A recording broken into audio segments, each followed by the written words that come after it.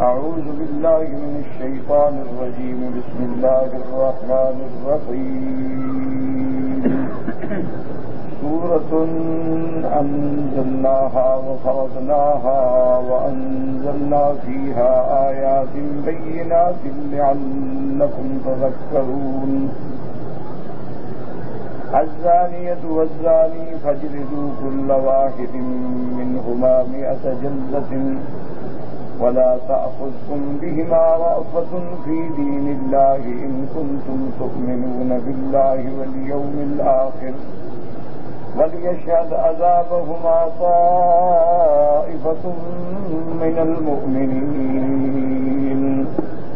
قال المؤلف والمفسر رحمه الله تعالى: أدام النفع بعلومه وعلومكم في الدارين آمين. إلى أن قال: كما روي عن أمير المؤمنين علي بن أبي طالب رضي الله تعالى عنه لما أتي بسراجة وكانت قد زنت وهي محصنة فجلدها يوم الخميس ورجمها يوم الجمعة فقال: جلدتها بكتاب الله ورجمتها بسنة رسول الله صلی اللہ علیہ وسلم. اب مفسر رحمۃ اللہ علیہ فرماتے ہیں کہ حضرت علی بن ابی طالب رضی اللہ تعالیٰ عنہ کی خدمت میں جب لایا گیا سراجہ کو عورت کی، وکانت قد زنت، اس نے زنا کیا تھا، وہی محسنہ، وہ شادی شدہ تھی، فجلدہا یوم الخمیس، تو آپ نے اس کو خمیس والے دن جو ہیں کوڑے مارے، ورجمہا یوم الجمعۃ، اور جمعہ والے دن جو ہے رجم کر کے اس کو ختم کر دیا. فقال: جلدتها بکتاب اللہ ورجمتها بسنت رسول اللہ، کہ میں نے اس کو جو کوڑے مارے ہیں وہ تو اللہ کے قرآن میں حکم ہے، اور جو رجم کیا ہے وہ حضور صلی اللہ علیہ وسلم کی سنت ہے. وقد روى الإمام أحمد وأهل السنن الأربعة ومسلم من حديث قتادة عن الحسن عن حسان بن عبد الله الرقاشي عن عبادة بن الصامت قال: قال رسول الله صلى الله عليه وسلم: خذوا عني قد جعل الله لهن سبيلا. البكر بالبكر جلد 100 وتغريب عام والسيب بالسيب جلد 100 والرجم. اس روایت میں حضرت عبادۃ بن الصامت رضی اللہ تعالیٰ عنہ فرماتی ہیں کہ حضور پاک نے فرمایا: خذوا عني، یعنی مضبوطی سے لے لو، مضبوطی سے پکڑ لو، سمجھ لو. قد جعل اللہ لهن سبیلا، اب عورتوں کے لیے اللہ تبارک و تعالیٰ نے ایک راستہ پیدا فرمایا ہے کہ البکر بالبکر، اگر کنوارا مرد اور کنواری عورت زنا کریں، جلد 100 کوڑا اور 1 سال کے لیے ان کو ملک بدر کیا جائے. والسیب بالسیب، اگر دونوں شادی شدہ ہیں تو 100 کوڑا بھی مارا جائے اور رجم بھی کیا جائے. تو اب مسئلے کو سمجھیں کہ زنا کے مسئلے میں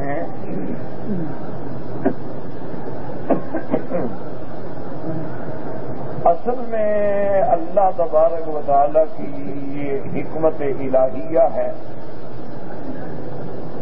کہ جتنے بھی حدود آئے ہیں اور احکام آئے ہیں ان میں جتنی شدت ہے، سختی ہے، اسی طرح اس کے نفاذ میں بھی اللہ نے تدریج سے کام کیا. مثال کے طور پہ جہاں تک شراب کا تعلق ہے، شراب حرام ہے، لیکن سب سے پہلے جو آیت مبارک اتری ہے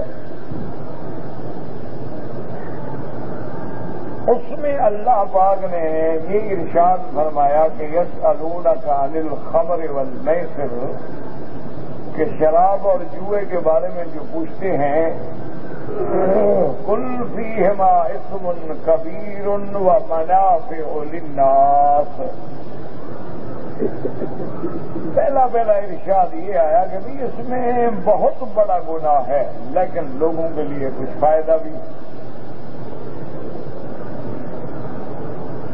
تو جو لوگ سمجھدار تھے، جن کو اللہ تبارک و تعالیٰ نے فہم قرآن سے نوازا تھا، وہ اسی بات سے سمجھ گئے کہ جب اللہ فرماتے ہیں کہ بہت بڑا گناہ ہے، جوڑو منافع، کیا فائدہ اس منافع کا جس میں گناہ ہو؟ ورنہ ظاہری منافع تو ہو جاتا ہے نا، ایک آدمی نے جوا کھیلا جیت گیا، پیسے تو آ گئے نا، ظاہری فائدہ تو ہے۔ اسی طرح بعض امراض میں بھی شراب فائدہ کر دیتی ہے، بعض بیماریوں میں علاج بھی بن جاتا ہے، بعض پریشان حال کی وقتی طور پہ پریشانی بھی دور ہو جاتی ہے، تو کچھ نہ کچھ فائدہ تو ہے۔ لیکن جب اس میں کبیر صرف یہ نہیں فرمایا کہ گناہ ہے نا، بہت بڑا گناہ، تو بہت سارے لوگ جو تھے وہ اس آیت کے بعد شراب سے اور جوئے سے رک گئے۔ ابھی جب اللہ فرماتے ہیں بہت بڑا گناہ ہے، تو تھوڑے سے نفع کے لیے بہت بڑا گناہ گلے میں ڈال لیں، نفع ہو معمولی، گناہ ہو بڑا۔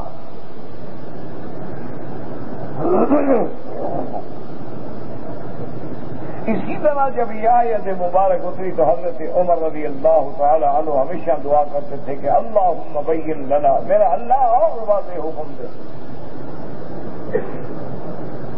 تو اللہ نے پھر دوسری آیت نازل ہوئی کہ یا ایھا الذین آمنوا لا تقربوا الصلاۃ وانتم سکارا۔ اللہ نے فرمایا ایمان والو خبردار، نشے کی حالت میں نماز نہ پڑھو، چونکہ نشے میں تو پتہ نہیں میں کیا پڑھ رہا ہوں، کیا کہہ رہا ہوں۔ تو بہت سارے لوگ اس سے بھی رک گئے۔ انہوں نے کہا بھی دیکھیں نا کہ اگر ہم عصر کو شراب پی لیں تو پھر مغرب کی نماز کیسے پڑھیں گے، پھر عشاء کیسے پڑھیں گے؟ اچھا اگر ہم رات میں بھی پیئیں تو جب اٹھیں گے تو کچھ نہ کچھ اثرات تو اس کے دماغ پہ ہوں گے، پھر صبح کی نماز میں بھی تساہل ہوگا۔ پہلی بات یہ کہ نیندی والے باجے اٹھ ہی نہ سکیں، بے ہوش ہی ہو گیا بندہ، ہوش تو ہے نہیں۔ تو بہت سارے لوگ جو تھے وہ اس سے بھی رک گئے۔ یہ اللہ کی رحمت تھی، عنایت تھی الہی کہ مخلوق 600 سال تک نبی سے محروم رہی ہے، گمراہی میں ڈوب چکی ہے، جرائم کی عادی ہو چکی ہے۔ ان کو یکدم روکنا جو ہے ان کے لیے بڑا امتحان ہوگا، ان کو طریقے سے روکا جائے۔ دیکھیں نا، ماں بھی بچے کو دودھ چھڑاتی ہے ایسا ایسا ایسا ایسا۔ اسی لیے وہ ایک واقعہ ہے تاریخ میں، اللہ عالم اس کی صداقت کا تو اللہ کو پتا ہے، کیونکہ تاریخی واقعات تو ایسے ہوتے ہیں نا، رتبیات ساری باتیں ہوتی ہیں کہ ایک آدمی تھا، وہ کوئی رئیس زادہ تھا، کسی بڑے آدمی کا بیٹا تھا، بگڑا سگڑا اللہ رحمت کرے، شراب شباب زنا میں ڈوبا ہوا تھا۔ تو اس کے بزرگوں نے کوشش کی کہ اللہ اس کو ہدایت دے، تو ایک بہت بڑے اللہ والے کے پاس لے گئے کسی بہانے۔ جب لے گئے وہاں ملاقات ہوئی تو بزرگوں کو پہلے کہہ آئے تھے کہ جی ہمارا بچہ ہے، بگڑ گیا ہے، راستے سے ہٹ گیا ہے، تو ہم کسی نہ کسی شکل میں اس کو آپ کے پاس لائیں گے، مہربانی فرمائیں اس کی اصلاح کی کوشش فرمائیں۔ تو جیسے ڈاکٹر ہمارے جسم کے معالج ہوتے ہیں، اولیاء اللہ جو ہیں اور صوفیاء کرام جو ہیں وہ ہمارے امراض روحانی کے معالج ہوتے ہیں، ان کے بھی طریقے ہیں علاج۔ تو جب وہ بزرگوں کی خدمت میں گئے تو ان نے کہا بھی ہاں کیا بات ہے؟ انہوں نے کہا جی یہ ہم لائے ہیں، آپ اس کو بیعت کر لیں۔ تو ان نے پوچھا کہ ہاں بھائی بتاؤ کیا خیال ہے تمہارا؟ نے کہا جی اب یہ میرے سارے بزرگ اس بات پہ زور لگا رہے ہیں کہ میں آپ کی بیعت ہو جاؤں، تو بہرحال میں آپ کا مرید تو بننے کے لیے تیار ہوں، لیکن میری ایک شرط آپ کو ماننی ہوگی۔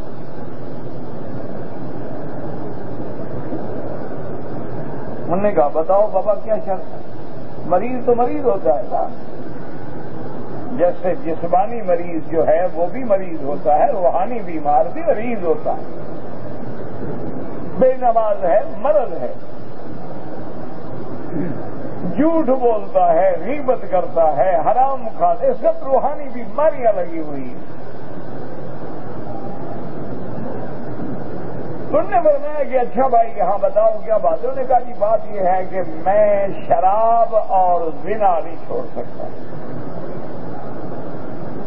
مرضی آئے بیعت کر لو، مرضی آئے بیعت نہ کرو، لیکن یہ دو چیزیں میری گھٹی میں پڑ چکی ہیں، ان کے بغیر میں رات زندہ نہیں رہ سکتا، شراب بھی اور عورت بھی۔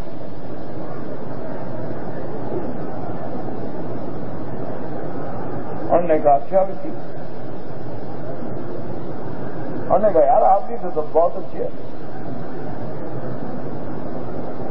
انہوں نے کہا کیسے اچھا؟ انہوں نے کہا جو سیدھی بات کرے تو اچھا آدمی ہوں، اپنی غلطی بتا رہے ہو، اعتراف کر رہے ہو کہ بھی میری یہ بیماری ہے میں نہیں چھوڑ سکتا، یہ بھی تو تمہاری اچھائی ہے نا کہ اپنی بات کو بتا رہے ہو۔ ہمارے اندر لوگ ہوتے ہیں پیروں کے مرید ہو جاتے ہیں اور اپنے عیب ان کو بتاتے نہیں، جب بیماری بتائی نہیں پیر کیسے علاج کرے؟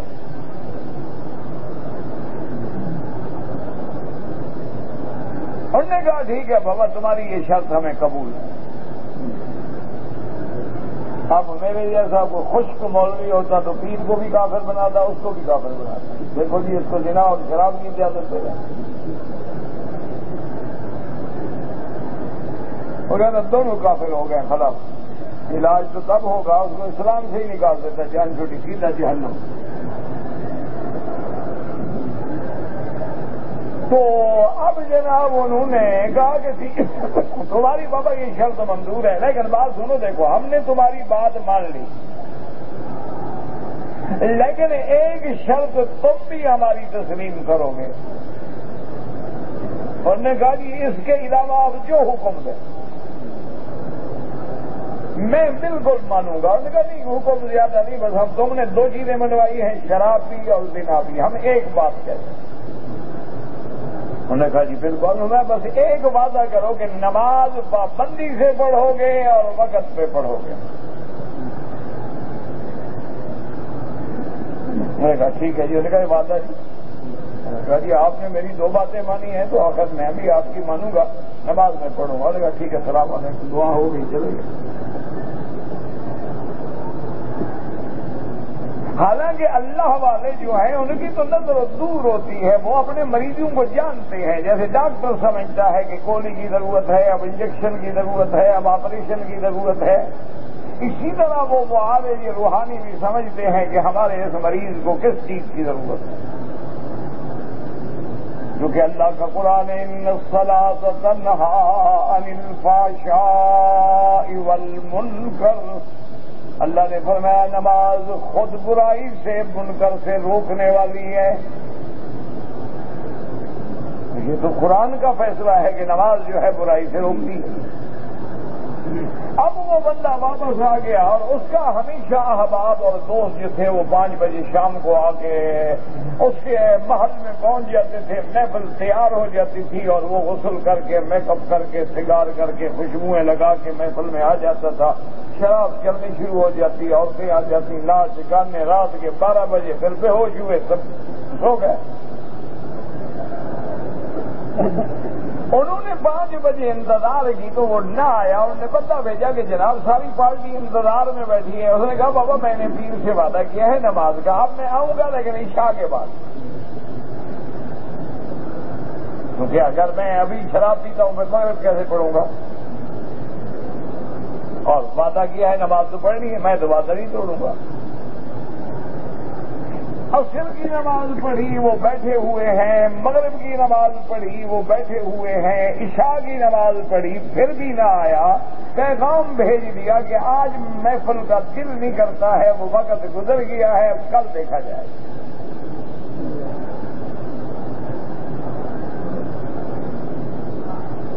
پھر صبح کی نماز پڑھی، پھر ظہر کی نماز پڑھی، پھر عصر کی نماز پڑھی، پھر مغرب کی نماز پڑھی، پھر عشاء کی نماز پڑھی، پھر دوست ہیں انہوں نے کہا آئندہ میرے دروازے پہ نہ آنا، بس ہم نے چھوڑ دی بات۔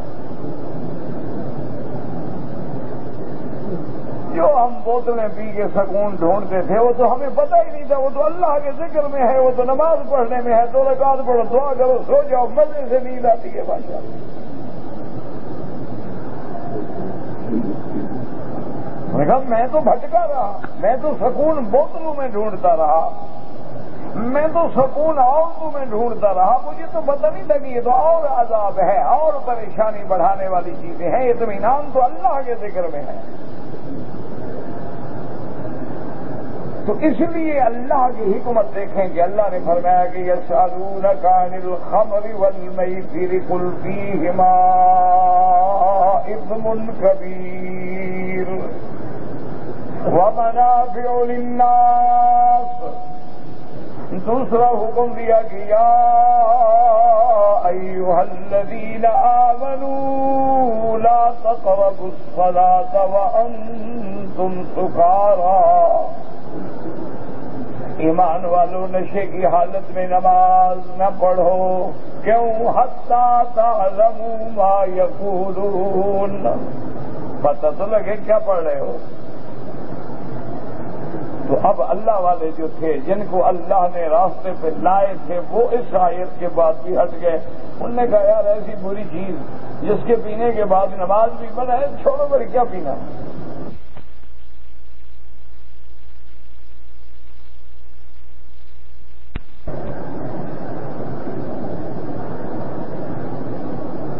اب اس کے بعد جو ہے پھر اللہ تبارک و تعالیٰ نے حکم جاری فرما دیا کہ میرے مدنی صلی اللہ علیہ وسلم لوگوں کو بتا دیں کہ شراب پلید ہے، یہ چیزیں رجس ہیں، شیطان ان کے ذریعے لوگوں کے دلوں میں عداوت ڈالتے ہیں، لہذا حرام۔ حرم علیکم الخمر والمیسر والانصاب والازلام رجس من عمل الشیطان۔ اب اللہ کا قرآن آ گیا کہ یہ چیزیں رجس ہیں، پلید ہیں، ناپاک ہیں، اور شیطانی عمل ہے، شیطانی دھندا ہے، شیطانی فعل ہے، لہذا خمر اور شراب ہمیشہ کے لیے حرام۔ اور اس کے بعد پھر اللہ نے اپنے پاک پیغمبر صلی اللہ علیہ وسلم کو تعلیم دے کے بتلا دیا کہ آپ امت کو سمجھا دیں کہ کل مسکر حرام، کہ ہر نشاور چیز حرام، تاکہ کوئی رستہ نہ نکالے کہ جناب انگور کا شراب حرام ہے لیکن مالٹے کا سنترے کا حرام نہیں، فرمایا نہ کل مسکر حرام، چاہے کھجور سے بناؤ، گڑ سے بناؤ، چاہے تم فروٹ سے بناؤ، چاہے گندم سے بناؤ، ہر مسکر حرام۔ اب اس کے بعد لوگوں کے دماغ میں یہ بھی خلل ہو سکتا تھا کہ چلو جناب حرام تب ہوگا جب مسکر ہو، جب نشہ کرنے والا، ہم تھوڑی مقدار پی لیں گے جس سے نشہ نہیں ہوگا، جس سے عقل خبر نہیں پیدا ہوگا، صرف سرور آئے گا۔ اللہ کے نبی نے وضاحت فرما دی قلیلہ و کثیرہ حرام، کہ نشہ و شے کا ایک قطرہ بھی حرام، ایک لیٹر بھی حرام۔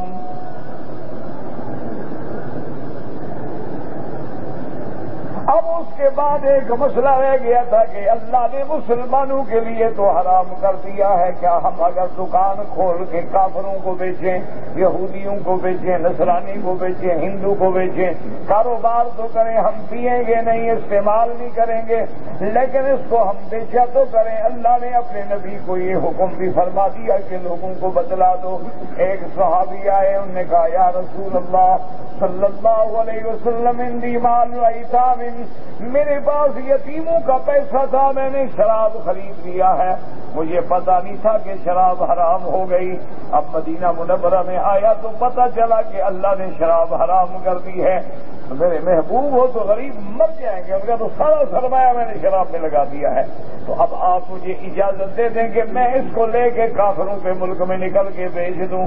آپ نے فرمایا ثمن الحرام حرام،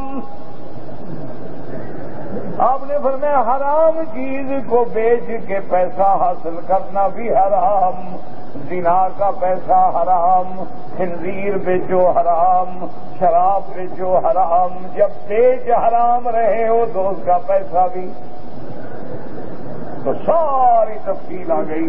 اور جب تفصیل آ گئی تو مدینہ منورہ کی گلیوں میں لوگوں نے مٹکے توڑ دیے، پیغام آتے ہی گلاس ہاتھ میں پھینک دیے۔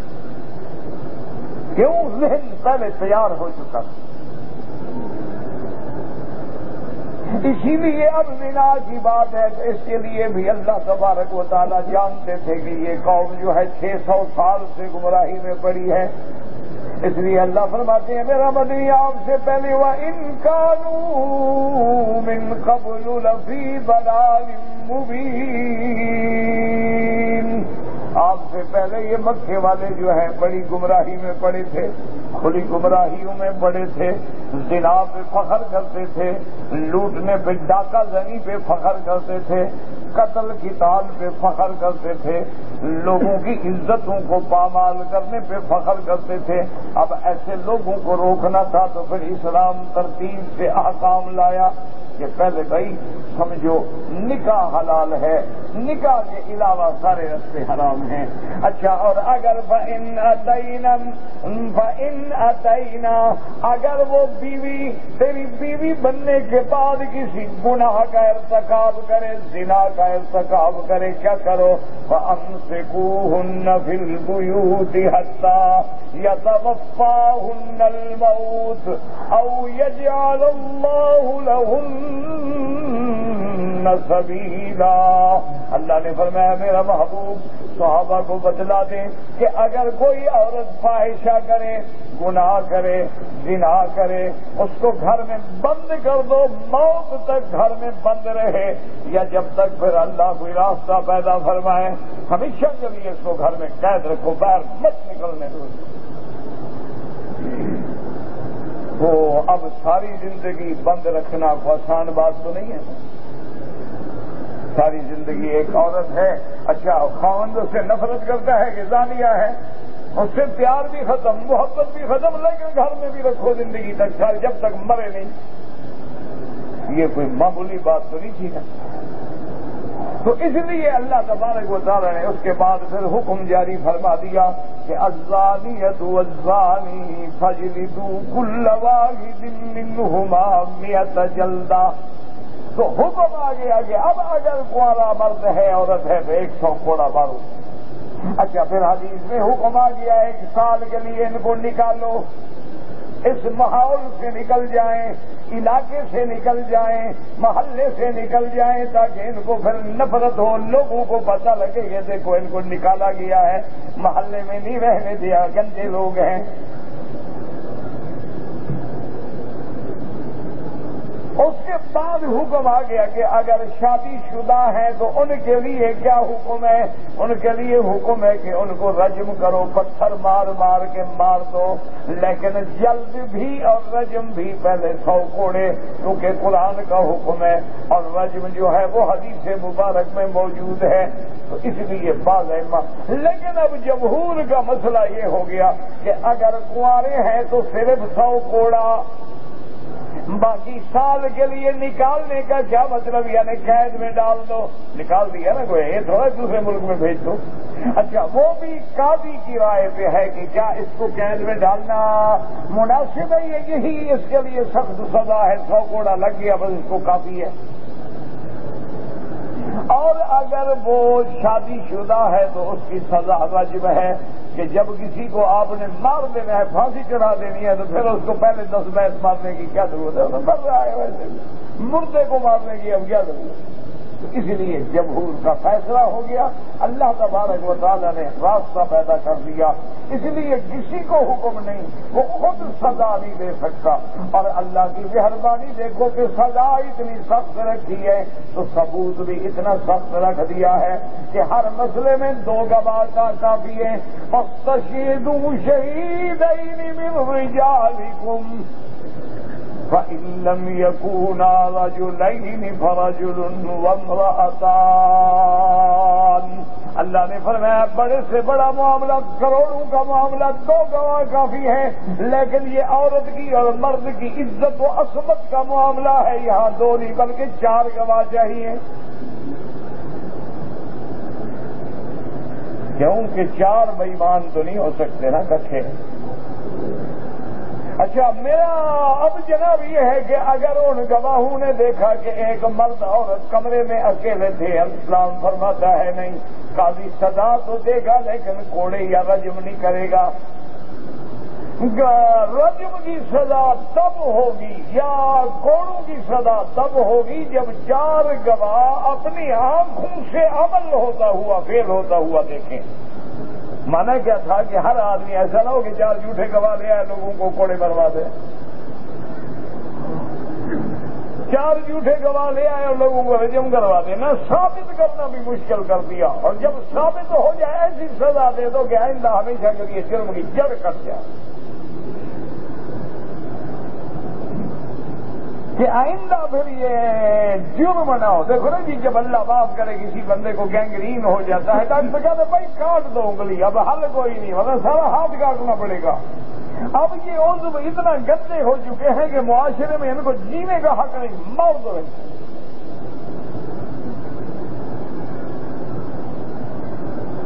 اور انگریز اسلام دشمنی میں آزادی نسواں کے نام پر، انسانی حقوق کے نام پر، مساوات مرد و زن کے نام پہ آزادی دیتے گئے، آزادی دیتے گئے، آزادی دیتے گئے. اب اس کا نتیجہ یہ نکلا ہے کہ ملک کے بادشاہ کو کہنا پڑا ہے کہ آنے والے 10 سال کے بعد ہمارے ملک میں حرامزادے بد زنا لوگ جو ہیں ان کی اقتدار ہوگا.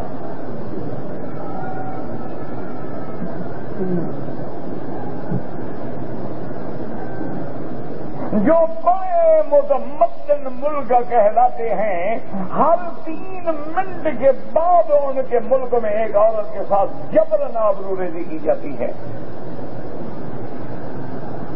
یہ اوسط ہے. اور 1 سال کے اندر تقریباً پورے ملک کے اعداد و شمار لیے جائیں تو تقریباً 1 لاکھ عورت جو ہے وہ حاملہ بالزنا ہے، 9 سال سے 12 سال کی عمر کی. کنواری مائیں وہ آج کل کہلاتی ہیں کنواری مائیں، کی شادی تو ہے نہیں لیکن ماں بن گئی. ان کی اس مادر پدر آزادی نے اب ان کو اس مقام پہ مجبور کر دیا ہے کہ مرد مرد سے شادی کرے، عورت عورت سے شادی کرے. معاشرے کو اتنا بگاڑ دیا ہے کہ شادی سے پہلے دونوں جو ہیں دوست کی حیثیت میں، میاں بیوی کی حیثیت میں اکٹھے رہیں، سوئیں بیٹھیں کھائیں پیئیں جماع ہر چیز کرتے رہیں. 1 سال 2 سال 3 سال اگر طبیعت سیٹ ہو جائے تو بعد میں شادی کر لیں. نہیں ٹھیک ہے تو نہیں اور صحیح اور نہیں اور صحیح.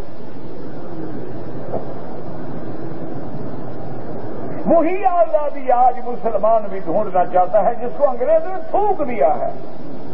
وہ دنگ آ گئے ہیں، ان کو اعتراف ہو گیا ہے کہ ہمارا معاشرہ بگڑ چکا ہے اور نظام معاشرت تباہ ہو چکا ہے، خاندانی نظم و نسق جو ہے ختم ہو چکا ہے. نہ بیٹی کو پتا ہے کہ میرا باپ کون ہے، نہ باپ کو پتا ہے میری اولاد کتنی ہے. اور بیٹی 18 سال کے بعد ماں باپ کو نہیں دیکھنا چاہتی، ماں باپ بیٹی کو نہیں دیکھنا چاہتے ہر کسی کا. اور لطف کی بات یہ ہے کہ بیٹی کا اگر فرینڈ آ جائے تو اس کو ماں جو ہے انٹرٹینمنٹ دیتی ہے، اور ماں کا فرینڈ آ جائے تو بیٹی اس کو سنبھالتی ہے کہ ٹھہرو ممی ابھی آئیں گی، ماں آئیں گی، پھر تم انجوائے کرنا، ابھی میرے ساتھ بیٹھو.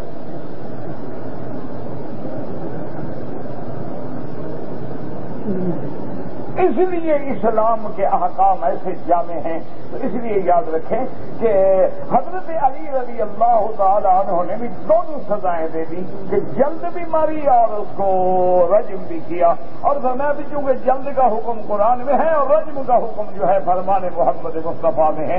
اصل میں ثابت یہ کرنا تھا کہ کوئی بدبخت کل کو یہ نہ کہہ سکے کہ قرآن میں ہے اور رجم قرآن میں نہیں ہے. تو علی نے فرما دیا کہ قرآن میں تو کوڑے ہیں، رجم تو فرمان محمد مصطفیٰ میں ہے، اور فرمان محمد مصطفیٰ کا بھی وہی مقام ہے جو اللہ کے فرمان کا مقام ہے کہ نبی وہ کہتے ہیں جو اللہ حکم دیتے ہیں. اس لیے وضاحت ہو گئی. اب فتویٰ جو ہے، مسئلہ جو ہے جمہور کے نزدیک یہ ہے کہ اگر کوئی لڑکا لڑکی نعوذ باللہ ثم نعوذ باللہ زنا کریں تو 100 کوڑا مارا جائے، اور شادی شدہ ہے تو رجم کیا جائے. بس اب آخری جو فیصلہ ہے جمہور کا وہ یہ. لیکن ایک بات یاد رکھو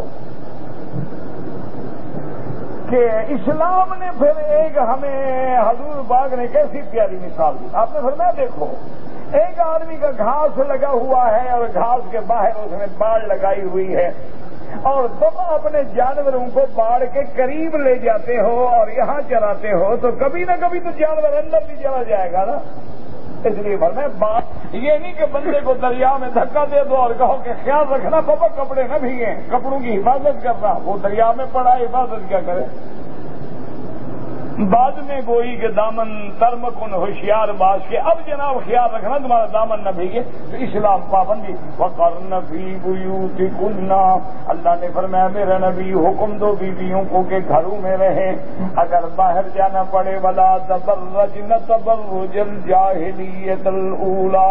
وہ ایسے لباس نہ پہنے، ایسا لباس نہ پہنے کہ لوگوں کے لیے دعوت گناہ بن جائے. باریک لباس ہے، بدن چمک رہا ہے، یہ لباس تو بڑا قوی ہے، سخت ہے، لیکن اتنا تنگ ہے کہ عضو نظر آ رہا ہے. میک اپ کر کے، بال کٹا کے، دوپٹہ گلے میں ڈال کے اور بڑے انداز میں پرفیوم چھڑک کے غیر مردوں میں جانا. اللہ نے فرمایا خبردار ولا تبرجن تبرج الجاہلیت الاولی. اور اگر پاؤں میں کوئی چاندی یا سونے کا زیور ہے، اللہ نے حکم دیا میرے نبی عورتوں کو بتلا دو کہ زمین پہ پاؤں مار کے نہ چلے تاکہ ان کے پاؤں سے چھنچھناہٹ کی آواز پیدا نہ ہو. اسلام نے دور دور سے پابندی لگائی تاکہ زنا نہ ہو. اگر ہو جائے تو پھر سزا ایسی رکھی کہ معاشرے کو ہمیشہ کے لیے پاک کر دو. اور احتیاط کیسی سکھلائی کہ میرے محبوب دو عالم رحمت دو عالم سیدنا محمد مصطفیٰ صلی اللہ علیہ وسلم رات کو مسجد کے باہر آپ کھڑے ہیں، 2 صحابی گزرے. آپ نے فرمایا لا رسلکما، ٹھہر جاؤ. ٹھہر گئے. فرمایا انا محمد رسول اللہ وہذہ زوجتی. فرمایا میں اللہ کا نبی ہوں اور یہ میری بیوی ہے صفیہ. صحابہ نے کہا حضور آپ سے ہم نے صفائی مانگی ہے، آپ کے بارے میں کوئی شبہ ہو سکتا ہے. فرمایا ان الشیطان یجری کمجری الدم، کہ شیطان گندے کے اندر ایسے گردش کرتا ہے جیسے خون گردش کرتا ہے. اگر شیطان وسوسہ ڈال دیتا اور تمہارے دل میں نبی کے بارے میں غلط خیال پیدا ہوتا، میرا تو کچھ نہ بگڑتا، تمہارا ایمان ختم ہو جاتا. تو سبق دیا کہ اگر تہمت کا خطرہ ہے تو واضح کرو تاکہ بلا وجہ تم پہ تہمت جو ہے وہ نہ لگ جائے. اس لیے حضور صلی اللہ علیہ وسلم. اور اس کے بعد فرمایا کہ اگر کوئی بندہ دروازے پہ ملنے کے لیے آئے، اندر کوئی نہیں، عورت ہے، فرمایا نرم لہجے میں بات نہ کرو. فلا تخضعن بالقول فیطمع الذی فی قلبہ مرض. فرمایا نرم لہجے میں بات نہ کرو بلکہ سختی سے کہہ رہے بھائی گھر والا نہیں، بعد میں آنا. یہ نہیں کہ پوچھنا شروع کر دیا سر آپ کون ہیں، کیسے آئے، کب آئے. صحیح بات ہے نا، بیٹھے نا ڈرائنگ روم میں تشریف رکھیں، میں چائے وائے بھجواتی ہوں، ابھی آ جائیں گے آپ کے بھائی. تو پھر دروازہ تو آپ نے کھول دیا، باقی کیا بچ گیا. جب تم نے اجنبی کے لیے دروازہ کھول کے اندر بلا لیا قصہ ختم ہو گیا. کیونکہ یہ میرے مدنی کا فرمان ہے کہ جہاں ایک اجنبی مرد اور عورت ہوں گی اور کوئی نہ ہو تو تیسرا شیطان ہوتا ہے. جب شیطان آ گیا تو بندہ گناہوں میں پڑ گیا.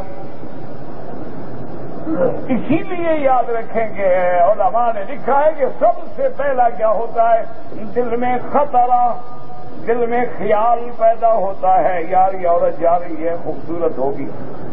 پھر نظر پھر آنکھ اٹھا کے دیکھتا ہے یار ہے تو ماشاءاللہ بڑی ٹھیک ٹھاک.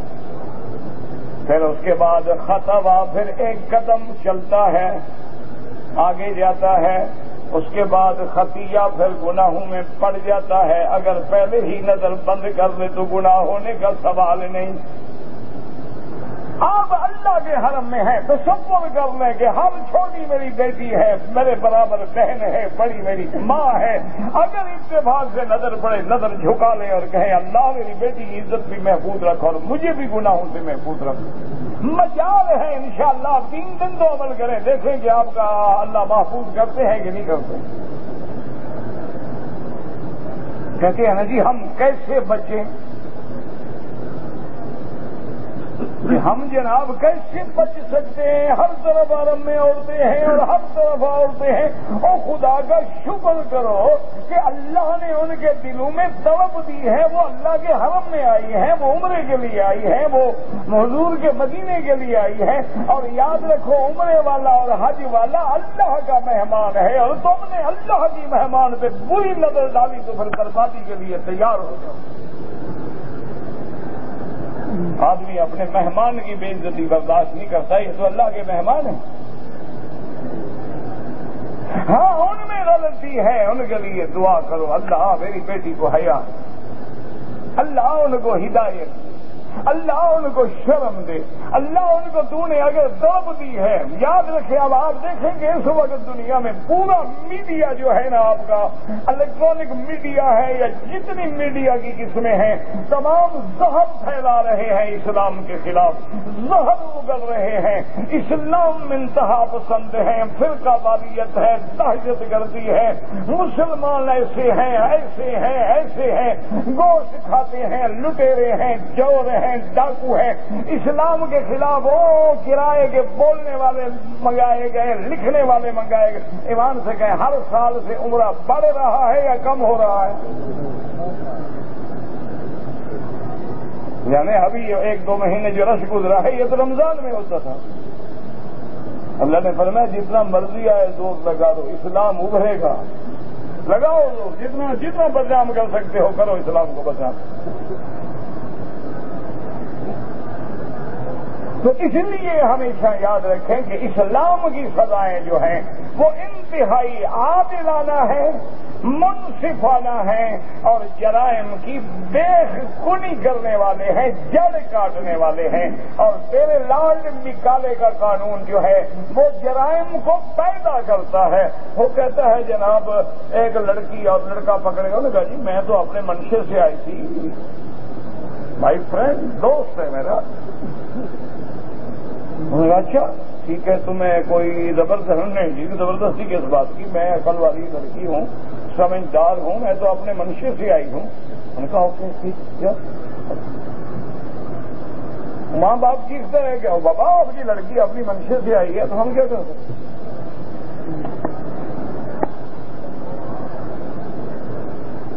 اور سب کو پتا ہے کہ کیوں آئی ہے۔ اچھا آپ یہاں یہ جو زنا ایکٹ کے قانون شانون بناتے ہیں نا، وہ بھی صرف آپ کو خوش کرنے کے لیے مدعی سے پیسے لے لیے، اور یہ لکھتے ہیں کہ یہ سڑک پہ کھڑے ہو کے بوس و کنار کر رہے تھے، جس سے شہوانیت کا اور برائی کے پھیلنے کا اندیشہ تھا۔ اگر وہ لکھنے کمرے کے اندر سے تو جرم بچتا ہی نہیں، کمرے کے اندر تو کوئی جرم نہیں۔ شراب کا جو پرچہ دیتے ہیں وہ بھی یہی کہتے ہیں کہ شراب پی کے سڑک پہ گلی میں گول رہی ہے، گل کا پارا اور شور کر رہا تھا، اگر کہیں کمرے میں بیٹھے ہوئے پی رہا تھی جرم ہی نہیں۔ تو جرائم کو انگریز کا قانون جرائم کو پیدا کرتا ہے، محمد مدنی کا قانون جرائم کی جڑ کاٹ دیتا ہے کہ درخت کی جڑ کاٹ دو۔ اب یہ لوت کا درخت بن گیا ہے، جس پہ پڑے گا وہ درخت بھی سوکھ جائے گا، تو بہتر اسی کو کاٹ دو۔ تو اس لیے ہمیشہ اللہ نے ایسے احکام جاری فرمائے ہیں اور ایسے فیصلے کیے ہیں، اور دعا کریں کہ اللہ ہمیں قرآن و سنت کے قانون پہ قائم و دائم رکھے اور تمام عالم اسلام پہ رحم فرما دے اور ہر مسلمان کی جان مال آبرو عزت کی حفاظت فرمائے۔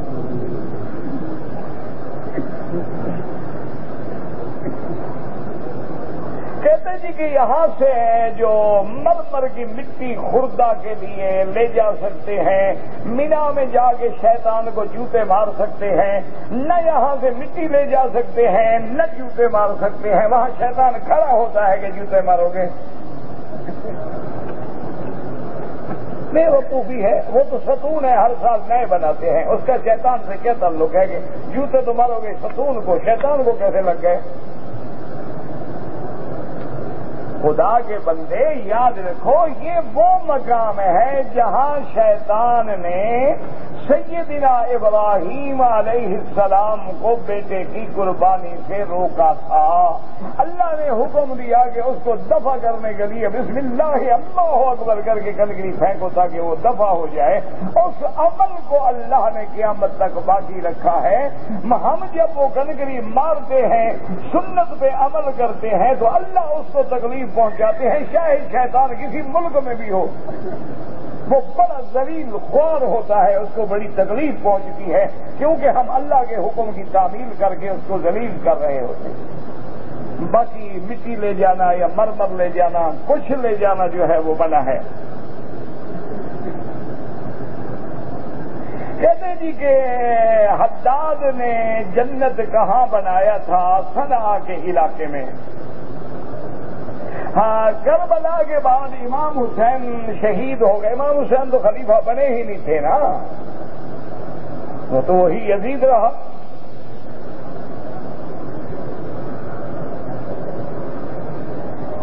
حضرت نوح علیہ السلام کی عمر کتنی تھی؟ کیا وجہ، کیا فائدہ ہوگا آپ کو؟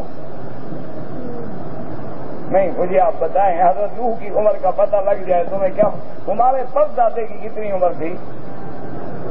تمہیں اس کا پتہ نہیں، مجھے نوح علیہ السلام کا کیسے پتہ ہے؟ ایسے بس سوال ہے، کرنا ہے. کوئی اخبار میں پڑھ لیا، کہیں سے سوال آ گیا، حل کرو. مولوی مکی سے پوچھو، انعام عدالت کو ملے. بہرحال ان کی عمر 1050 سال تھی. جوتی پہاڑ جو ہے وہ شام کے علاقے میں ہے. عراق اور شام کی سرحد سے کہیں ہے، اللہ عالم. کہتے تھے کہ ہم 15 دن کے لیے آئے ہیں عمرے پر. ہم کتنے دن مکے میں رہیں، کتنے مدینے میں، یہ آپ کی اپنی دل کی بات ہے. جتنا اللہ توفیق دے کوئی بات ہے. جہاں مرضی ہے برابر رہو، یہاں زیادہ رہو، وہاں زیادہ رہو، کوئی حکم نہیں، آپ کی آزادی ہے. ہم مسافر لوگ ہیں، سفر میں سنتیں پڑھنا معاف ہے، لیکن اگر پڑھو گے تو ثواب ملے گا. تو یہ مکہ مدینہ تو پھر نہیں ملے گا نا، تو اس لیے کیوں چھوڑو؟ پڑھو، نفل بھی پڑھو، سنت بھی پڑھو، تہجد بھی پڑھو، ثواب بھی کرو، ہر کام کرو. بیوی جو ہے حکم عدولی کرے، نافرمانی کرے، تو اس کے لیے کیا حکم ہے؟ اس کو آپ سمجھائیں، سختی کریں. اور یہ بھی حضور نے فرمایا فَضْرِبُوهُنَّ، مار بھی سکتے ہو اس کو، لیکن اتنا زیادہ نہیں کہ اس کو تکلیف ہو. یعنی مقصد ہے کہ اس پہ ڈر پیدا ہو جائے. اور یہ بھی کر سکتے ہو کہ اس کو الگ کر دو کہ بھئی میرے کمرے میں نہ لیٹا کرو، تاکہ تنبیہ ہو جائے. بہرحال ہدایت کرے. اصل بات یہ ہے کہ دعا کرو اللہ ہدایت دے، ورنہ یہ ایسا جن ہے جہاں کوئی دوا اثر نہیں کرتا. یہ بیوی جو ہے نا، یہ ایسا جن ہے، اللہ معاف فرمائے. تم تو سیدھے ہو جاؤ گے، وہ نہیں ہوگی. وہ ہے ہی ٹیڑھی، ٹیڑھی کیسے سیدھے کرو گے؟ حضور نے فرمایا سیدھا کرنے کی کوشش کرو گے ٹوٹ جائے. بس گزارا کرو جب تک گزارا ہو سکتا ہے، چپل اٹھا کے، خدمت کر کے، نیاز بندی کر کے، سر بس گزارا کرو جب تک چلتا ہے. اس کے بعد بھی وہ راضی نہیں ہوتی، راضی وہ پھر بھی نہیں ہوتی. یہی وجہ ہے نا میرے بھائی، ہم جب شادیاں کرتے ہیں دیکھتے ہیں خوبصورت ہو، پڑھی لکھی ہو، اسمارٹ ہو، سلم ہو، اور ڈانس جانتی ہو تو اور اچھی بات ہے، مساج کرنا بھی جانتی ہو تو اور اچھی بات ہے، سیکس ویکس پڑھی ہوئی ہو تو اور اچھی بات ہے. یہ تو کبھی نہیں سوچا نا کہ دین والی ہو. اگر دین والی ہوتی تو آج نافرمانی نہ کرتی. یہ تو ہم نے خود گلے میں ڈالا ہے، تو پھر ڈھول ہے بجاؤ بھگتو. کہتے ہیں جی کہ زکوٰۃ دینا جو ہے فرض ہے، بالکل فرض ہے. میرے پاس مال پڑا ہے اسٹاک میں، اس کی قیمت کرو، قیمت کرنے کے بعد 2.5% زکوٰۃ نکالو.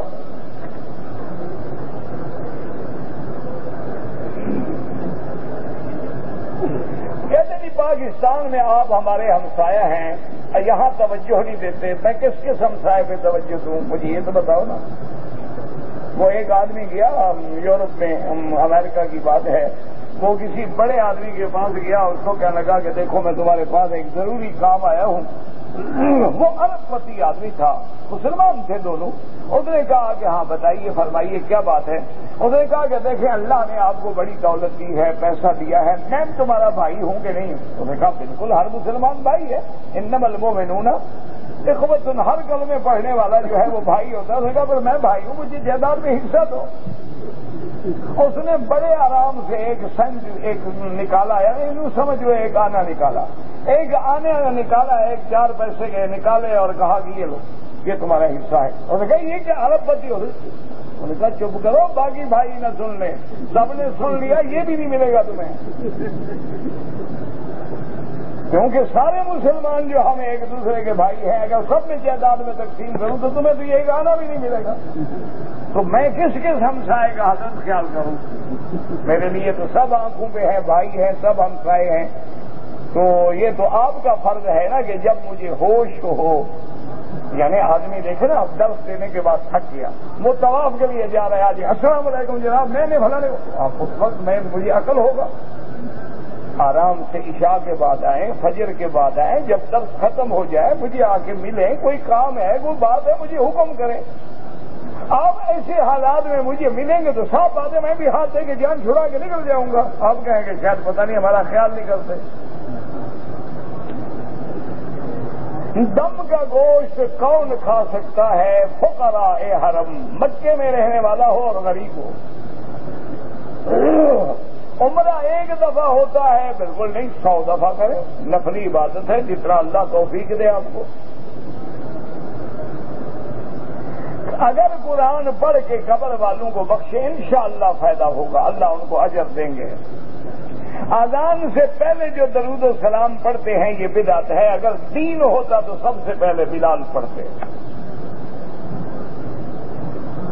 اذان سے پہلے جو درود و سلام پڑھتے ہیں وہ مشرک ہیں۔ مشرک کیوں ہیں؟ بدعت کر رہے ہیں، مشرک کیوں ہو گئے؟ اللہ معاف کرے، لوگوں کو کافر کیوں بناتے ہو؟ بابا ایک بدعت ہے، دعا کرو اللہ ان کو ہدایت دے، یہ تھوڑا ہے کہ وہ کافر ہو گئے ہیں، نعوذ باللہ مشرک ہو گئے ہیں۔ میلاد منانے والے جو ہے، قرآن حدیث سنایا جاتا ہے، جائز ہے۔ اگر میلاد میں قرآن و حدیث سنایا جاتا تو حضور حکم دیتے، ابو بکر عمر عثمان و علی حکم دیتے، ان کو پتہ نہیں تھا کہ قرآن سنایا جائے گا؟ یہ تو بدعت ہے۔ حضور کے 600 سال بعد ایک بادشاہ نے بدعت نکالی تھی، جس کھانے پر اللہ کا ذکر کیا جائے، یہ اللہ کا حکم بھی تو ہونا کہ کھانے پہ ذکر کرو، وہ تو اتنا حکم ہے کہ بسم اللہ الرحمن الرحیم پڑھ کے کھا لو، جب کھا لو تو کہو الحمدللہ الذی اطعمنا وسقانا وجعلنا من المسلمین۔ یہ نہیں ہے کہ ختم صغیر پڑھو اور ختم کبیر پڑھو، اور جب تک مولوی نہ پڑھے چاول ہمارے گئے، گھی ہمارا گیا، بریانی ہم نے پکائی، ثواب کی کنجی مولوی کی جیب میں ہے۔ خدا کا خوف کرو۔ اچھا اگر ثواب اس کے بعد کہتے ہیں نا جی میں نے جو پڑھا حضرت آپ کے ملک کیا، میں نے جو پڑھا آپ کے ملک کیا، میں نے جو پڑھا آپ کے ملک، مولوی پاگل ہے کہ تیرے مردوں کو دے، وہ کہے گا اللہ میاں ان نے مجھے ملک کیا، سارا میرے مردوں کو دے۔ تمہیں ملک کس بات کا؟ تم قرآن پڑھنے کے بعد کس بات کا ملک کیا؟ ثواب تمہیں پتہ ہے کہ اللہ نے قبول کیا، ثواب ملا ہے، تیرا ملک ہوا بھی ہے کہ دوسرے کو ملک کر رہے ہو؟ پتہ ہے ہم پڑھتے رہے، خدا قبول ہی نہ کرے۔ یہ ساری بدعات ہیں، رسم و رواج ہیں، ان کا اسلام سے کوئی تعلق نہیں۔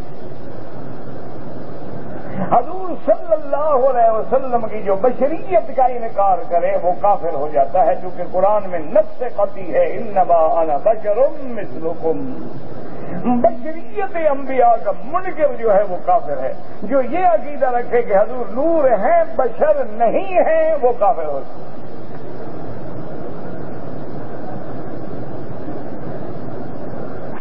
بادشاہ کی قبر پر آپ کے ملک میں فاتحہ اور قرآن خوانی ہوتی ہے تو ہم نے بادشاہ کا کلمہ تو نہیں پڑھا، کلمہ محمد مصطفیٰ کا پڑھا ہے۔ یہ کیا دلیل ہے کہ فلاں جگہ ہوتا ہے؟ ہوتا تو سب کچھ ہے۔ مکے میں بھی لوگ سگریٹ پیتے ہیں لہذا سگریٹ جائز ہے، مکے میں بھی لوگ داڑیاں منڈواتے ہیں لہذا داڑھی منڈوانا جائز ہے۔ ہم نے مکے والوں کا کلمہ پڑھا ہے، ہم نے تو کلمہ محمد مصطفیٰ کا پڑھا ہے کہ محمد سے وفا تو نے تو ہم تیرے۔ اگر یہ خود محمد مدنی کے راستے سے ہٹ جائیں تو ہمارا ان سے پھر کیا تعلق ہے؟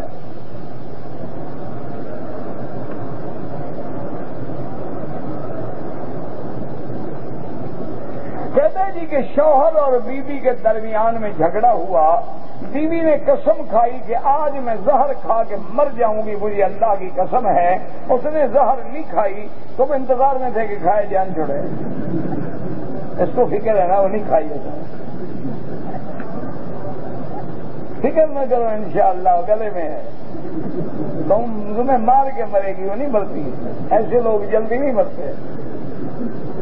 بہرحال اس نے قسم توڑی ہے، اچھا کیا ہے، وہ تو قسم بھی غلط کام پہ کھائی، حرام کام تھا، زہر کھانا حرام ہے، خودکشی ہے، اپنی دنیا بھی تباہ کرتی اور آخرت بھی برباد ہو جاتی۔ اسی لیے بعض علماء کہتے ہیں کہ جب گناہ ہو تو کوئی قسم واقع ہی نہیں ہوتی، اور بعض کہتے ہیں کہ نہیں، کفارہ ادا کریں، قسم تو کھائی ہے نا، 10 مسکینوں کو کھانا کھلائیں 2 وقت، صبح اور شام۔ امام مہدی آئیں گے، ہاں جی آئیں گے، عیسیٰ علیہ السلام وہ بھی آئیں گے۔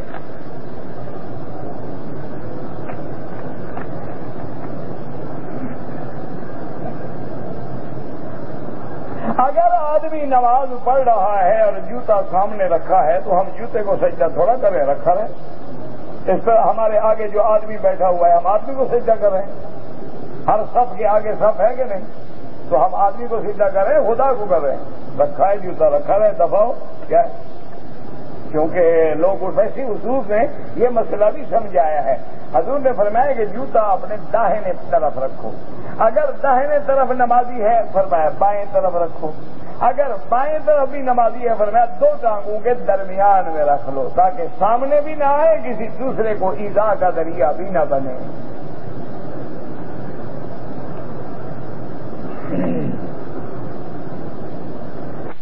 پر ایک چھوٹی سی مسجد ہے جو ہمارے کسی بزرگ نے بنائی تھی، ہم تبدیل کر سکتے ہیں، دوسری گاؤں تقریباً 400 میٹر کے فاصلے پر ہے، اور میری جو جامع مسجد ہے اس سے ہم کیا کریں؟ میرا بھائی بات سنو، ایک ہے کہ تمہارے باپ دادے نے وہ چھوٹی ہو یا بڑی مسجد کی نیت سے بنائی تھی، وہ آپ نہیں تبدیل کر سکتے، وہ مسجد ہی رہے گی قیامت تک۔ ایک ہے کہ مصلی بنایا ریاض، چلو اگر مسجد نہ گئے تو یہاں کھڑے ہو کے نماز پڑھ لیں گے، وہ تبدیل ہو سکتا ہے۔ اب یہ تمہیں پتا، تمہارے بزرگوں کو پتا۔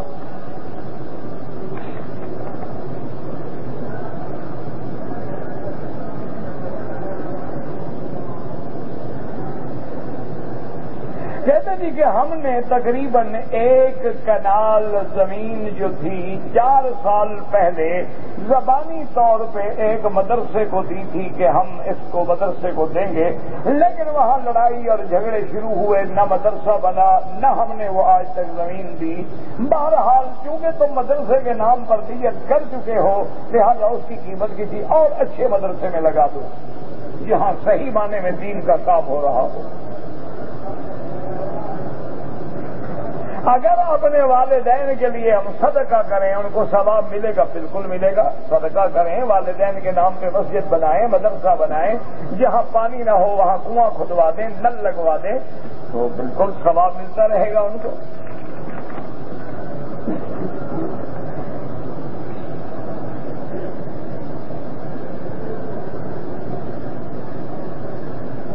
ہمارے ایک مولوی صاحب نے 4 رکعت کے بجائے 3 رکعت پڑھا کے سلام پھیر دیا اور مقتدیوں کی طرف بھی پھر گیا۔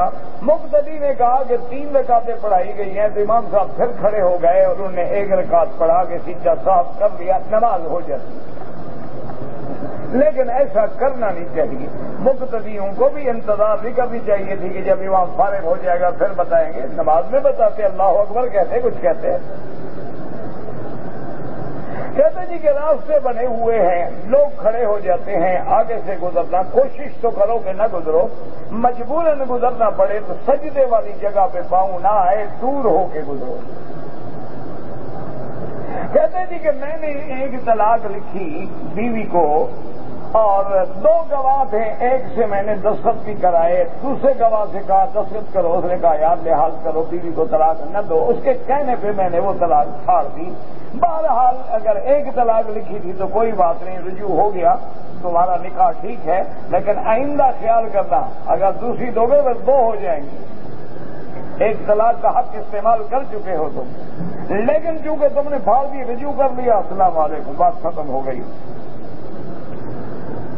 اگر 3 لڑکے ہوں اور 1 لڑکی ہو تو ہم کسی گائے میں ان کے 7 بکرے بنا سکتے ہیں؟ آپ بالکل بنا سکتے ہیں۔ کہتے جی کہ ایک شخص نے کہا ہے کہ عمرہ جوانی میں نہ کرو، بڑھاپے میں کرو، کیونکہ جوانی کے بعد عمرہ کر لو گے تو گناہ ہوتے ہیں۔ یہ شیطان کا خیال ہے، شیطان سبق دیتا ہے کہ تاکہ محروم ہو جائے، جب بوڑھا ہو جائے گا اب کیا عمرہ کرنا ہے، 100 بلی چوہا کھا کے اب حج پہ جا رہے ہو، کیا فائدہ ہے، اب تاکہ عاقبت خراب ہو جائے۔ جتنا اللہ توفیق دے، اصل تو توبہ اور عمرہ اور حج ہے جوانی کا، بڑھاپے کا کیا ہے۔ میں نے جھگڑے سے تنگ آ کر ایک دن اپنی بیوی کو ٹیلی فون پر 3 دفعہ طلاق دے دی۔ بہرحال ٹیلی فون پہ 2 یا تمہاری زبان سے تو نکلا ہے، نکلا گولی تو لگ گئی، طلاق ہو گئی۔ کہتے جی کہ اگر کسی آدمی نے مدینہ شریف میں کہا کہ مجھے حضور نے بلایا ہے، ایک ہوتا ہے ویسے کہہ دینا، ایک یہ عقیدہ رکھے کہ حضور کے بلانے پہ میں آیا ہوں، اللہ نے مجھے نہیں بلایا، تو شرک میں پڑ جاتا ہے۔ اگر نماز عصر کے بعد قضا نماز پڑھیں وہ جائز ہے۔ طواف کی 2 رکعات امام ابو حنیفہ رحمۃ اللہ علیہ کے نزدیک افضل ہے کہ مغرب کے بعد پڑھیں، اور باقی ائمہ کے نزدیک حرم میں ہر وقت نماز پڑھنا جائز ہے۔ اگر ایک آدمی نے سود پہ قرضہ لیا ہوا ہے لیکن ہمیں دعوت کرتا ہے تو ہم اس کے گھر میں کھانا کھا سکتے ہیں؟ بالکل کھا سکتے ہیں، کافر تو نہیں ہو گیا، گناہگار ہے بیچارہ، کھانا تو کافر کے گھر میں بھی کھا سکتے ہیں۔ میرے پاس مناجات مقبول ہے، منزل ہے، زاد سعید ہے، پرس میں رکھ کے بیت الخلا بالکل نہ لے جائے، ان میں حدیث ہے، قرآن کی دعائیں ہیں۔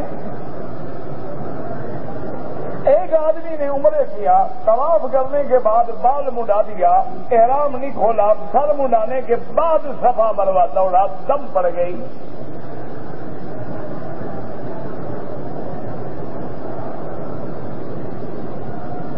ایک آدمی عمرے پہ آیا، حج تک یہاں رہ گیا، حج سے 1 ہفتہ پہلے مکہ ہوٹل میں سے احرام باندھ کے حج پہ گیا، بالکل ٹھیک ہے۔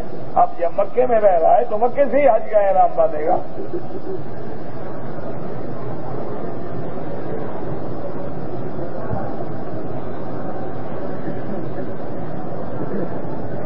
دو سال سے ایک عورت میرے ساتھ رہ رہی ہے اور صرف قبول کیا ہے، نکاح بھی نہیں پڑا ہے، تو منہ کالا کر رہے ہو، دونوں زنا کر رہے ہو، توبہ کرو اور دفع ہو جاؤ ایک دوسرے سے۔ نکاح نہیں پڑھا ہے، ویسے رہ رہی ہے، کیوں رہ رہی ہے؟ جی بیٹی لگتی ہے تمہاری۔ انا للہ و انا، مکے میں رہتے ہوئے یار بڑی بہادری ہے تمہاری۔ لا حول ولا قوت، دعا کریں اللہ ہم کو بھی، انہیں بھی، سب کو ہدایت دے اور حیا دے۔ اللہم صل علی سیدنا محمد وعلی آل سیدنا محمد وبارک وسلم۔ یا حی یا قیوم یا ذا الجلال والاکرام، اللہم انت ربی لا الہ الا انت الاحد الصمد الفرد الذی لم یلد ولم یولد ولم یکن له کفوا احد۔ اللہم اجعل لنا وللمسلمین من کل ہم فرجا ومن كل ضيق مخرجا ومن كل بلاء عافيا۔ اللهم فرج هم المهمومين، نفس كرب المكروبين، واقض الدين عن المدينين، واشفنا واشف مرضانا ومرضى المسلمين۔ اللهم اصلحنا واصلح بنا واصلح اولادنا واولاد المسلمين، شبابنا وشباب المسلمين۔ اللهم اصلح بناتنا وبنات المسلمين، اصلح ذرياتنا وذريات المسلمين، اصلح لنا شأننا كلها ولا تكلنا الى انفسنا طرفة عين قط ولا اقل من ذلك۔ یا اللہ عالم اسلام کی عزت کا فیصلہ فرما، یا اللہ اسلام کی عزت و غلبے کا فیصلہ فرما، یا اللہ کفار کی ذلت کا فیصلہ فرما، یا اللہ یہود و نصارہ کے غرور کو خاک میں ملا دے، یا اللہ ان پہ اپنے قہر نازل فرما دے، یا اللہ ان پہ اپنے قہر نازل فرما، یا اللہ مسلمانوں کی حفاظت فرما، مساجد مدارس کی حفاظت فرما، دین والوں کی حفاظت فرما۔ یا اللہ ہماری اولادوں کی، ہماری نسلوں کی حفاظت فرما، ہر شر سے محفوظ فرما۔ ہر برائی سے محفوظ فرما، برے اقوال، برے اعمال، برے افعال، برے اصحاب سے محفوظ فرما۔ یا اللہ بیماروں کو شفا عطا فرما، بے حیاؤں کو حیا عطا فرما، بے دینوں کو دین عطا فرما، بے اولادوں کو اولاد عطا فرما، جن کی اولادیں ہیں صالح بنا۔